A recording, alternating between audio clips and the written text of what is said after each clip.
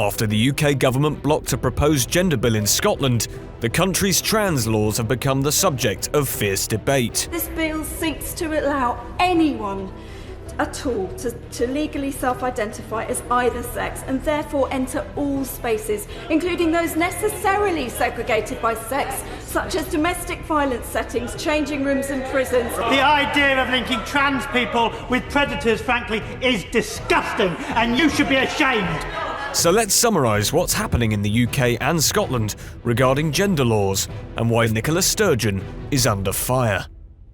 Scottish First Minister Nicola Sturgeon will mount a legal challenge against the UK government after they blocked her controversial gender reforms bill. It is our assessment that the bill would have a serious adverse impact, among other things, on the operation of the Equality Act 2010.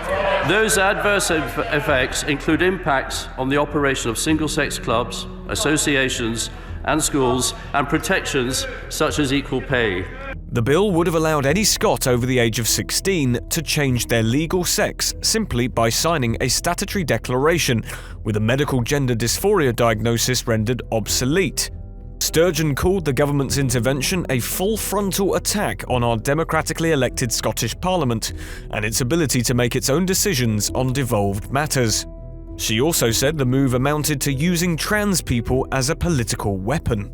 But as if that controversy wasn't enough for Sturgeon, it all got taken up a notch when it was reported that double rapist Isla Bryson, who was born a man called Adam Graham, would be sent to a women's prison, a decision taken by the Scottish Prison Service and one her Scottish government opted not to overturn. Justice Secretary Keith Brown said he would not order the Scottish Prison Service to move Isla Bryson from Cornton Vale because he trusts their track record.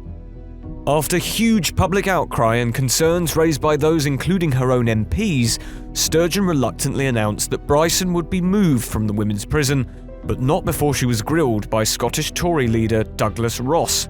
But this rapist is in there now.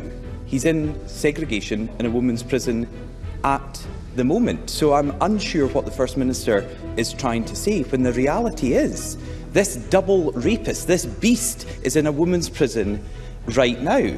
But what I said in relation to this specific case, I made some comments in general that I think should give reassurance to the public. But in relation to this case, what I said, and I'm going to repeat it, the risk assessment is underway. However, as in all cases, the Scottish Prison Service will not wait until an assessment is completed if they think action is required more quickly. And this prisoner is not going to be incarcerated in Cornton Vale Women's Prison. Ross also accused Sturgeon of hiding behind the SPS, saying it should not have taken public disgust and a slew of negative headlines about a double rapist being sent to a women's prison for Nicola Sturgeon to realise this was completely unacceptable and wrong. And there may now be wider implications for Nicola Sturgeon's leadership, with the latest opinion polls showing her popularity is in fast decline. So how long will the Scottish First Minister last? Do you think Nicola Sturgeon should resign? Let us know in the comments below.